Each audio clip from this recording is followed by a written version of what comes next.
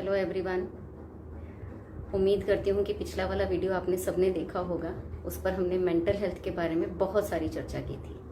आज हम उसी को आगे बढ़ाएंगे और आज हम बात करेंगे डिप्रेशन के बारे में और मेनली उसके पीछे क्या साइंटिफिक रीज़न है और डिप्रेशन है क्या एक्चुअली। हम यहाँ से शुरू करते हैं। डिप्रेशन एक ऐसा फीलिंग है जो कुछ हफ्तों तक, मेनली अगर क्लिनिकली बात करें तो डॉक्टर्स से कि अगर 2 वीक्स तक आपको लगातार ये कुछ सिम्टम्स हैं जिनके बारे में मैं अभी बात करने वाली हूँ, ये सिम्टम्स अगर कंटिन्यूड रहते हैं तो means you are suffering from clinical depression.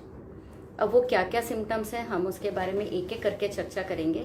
सबसे पहला जो सिम्टम आता है वो ये आता है फीलिंग ऑफ सैडनेस या हेल्पलेसनेस।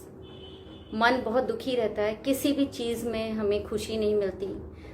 कुछ ऐसी चीज़ें हैं जो पहले खुशी देती थी लेकिन अब वो खुश नहीं, उससे हम खुश नहीं हो पा रहे हैं। तो ये कुछ ऐसे सिम्टम्स अगर ये लगातार 2 वीक तक कंटिन्यू रहता है कि हमें हेल्पलेसनेस की फीलिंग आ रही है, दुख हो रहा है, कोई भी चीज़ अच्छी नहीं लग रही है, पहले जो चीज़ हमें खुशी दे रही थी वो अब खुशी नहीं दे रही है, तो या फिर आपका वेट या तो अचानक से बढ़ जा रहा है या अचानक से कम हो जा रहा है और आप उसके लिए कोई एफर्ट्स नहीं कर रहे हैं। एफर्ट्स करने का मतलब कई बार वेट लॉस के लिए हम लोग डाइटिंग करते हैं या वेट बढ़ाने के लिए ओवर ईटिंग करते हैं, प्रॉपर डाइट लेते हैं। अगर बिना किसी इस एफर्ट के आपके वेट में डिफरेंस आ रहा है या फिर आपको नींद नहीं आ रही, इंसोमिया की प्रॉब्लम है, बहुत बहुत देर तक केवल विचार चलते रहते हैं, नींद नहीं आती काफ़ी टाइम तक, तो वो भी एक सिम्टम है डिप्रेशन का।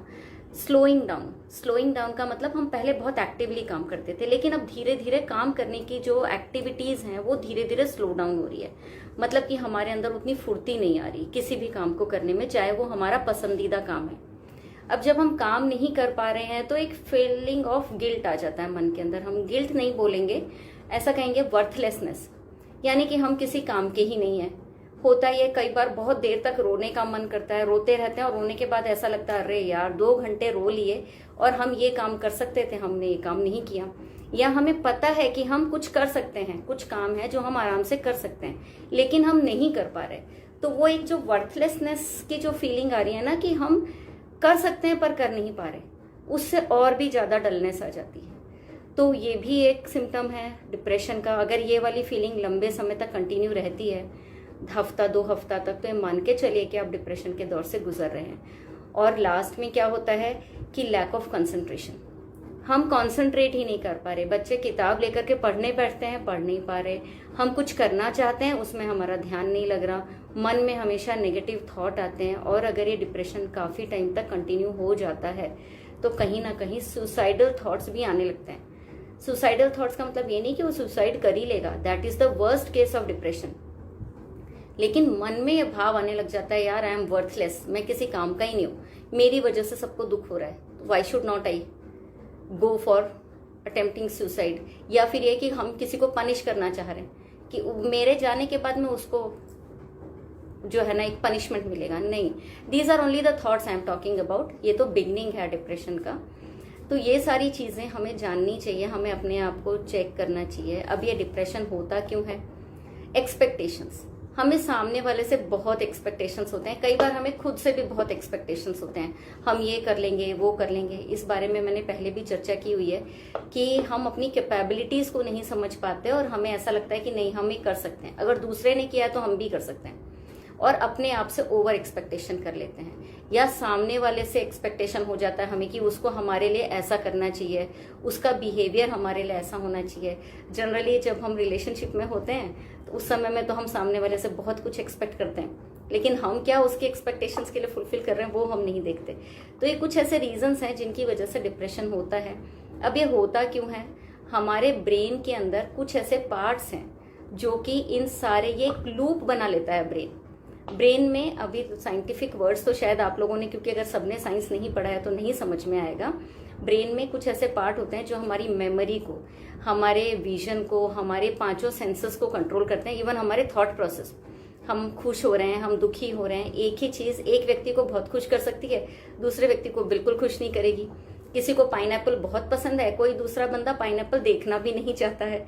तो डिपेंड, हर एक के लिए वो खुशी जो है वो डिफर करती है। और ये जो खुशी है हमारे हार्मोन्स जो हमारी बॉडी में रिलीज हो रहे हैं, मेन हार्मोन्स के बारे में अगर आपको पता है, एक डोपामिन करके एक हार्मोन है जो हमारी बॉडी में खुशी के टाइम पर रिलीज होता है। सेम सेरोटोनिन करके एक हार्मोन है, वो भी हमारे हार्मोनल इम्बैलेंस को कंट्रोल करता है।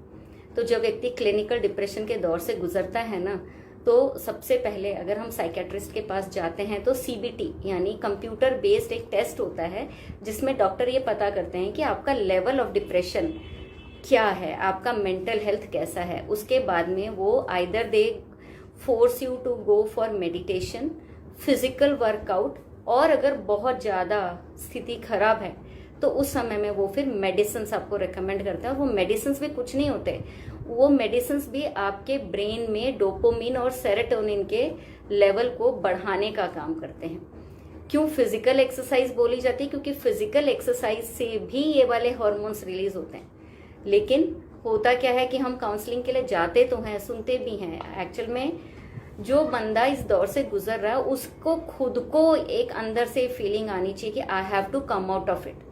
और उसके लिए वो खुद कब एफर्ट्स करेगा? जब फैमिली के लोग उसको सपोर्ट करेंगे। तो मेन थिंग इज फैमिली में ये टैबू नहीं होना चाहिए कि ये पागल है या हम इसको साइकेट्रिस्ट के पास में क्यों लेकर के जाएं। भाई तुम उठो, घर वाले क्या पीछे पड़ जाते हैं, अरे उठो यार, क्या तुमने आलस फैला रखा है, जाओ सुबह सुबह उठ करके जाओ। नहीं, खाली ऑर्डर नहीं करना है, घर वालों को उसको प्यार से समझना है, उसकी पूरी बात को सुनना भी है। Here a good listener is more important instead of giving orders. तो पेरेंट्स को उसको सुनना है, उसकी प्रॉब्लम को समझना है एंड देन अकॉर्डिंगली उसको सपोर्ट करते हुए उसके लिए सॉल्यूशंस ढूंढने हैं, ऑर्डर नहीं करना है। ऐसी चीज़ों में अगर आप ये कहोगे सुबह तुम जाते नहीं उठ करके, घूमने नहीं जा रहे हो, सुबह जल्दी नहीं उठ रहे हो, क्या पूरा दिन बिस्तर में पड़े हुए हो, तो यहाँ पर role of family members is the most important role. तो मैं यहाँ ये कहूँगी कि अगर आपकी फैमिली में कोई डिप्रेसिव जोन से गुजर रहा है तो आपको ये देखना है कि आप उसके लिए एक पॉजिटिव एनवायरनमेंट क्रिएट करें, एक पॉजिटिव एटमॉस्फेयर घर में हो, so that he can have that confidence कि वो अपनी बात को अपने फैमिली मेंबर से शेयर कर सकें। आप लोगों ने दीपिका पादुकोण के बारे में सबने सुना हुआ है, वो भी बहुत डिप्रेशन के दौर से गुजरी हैं।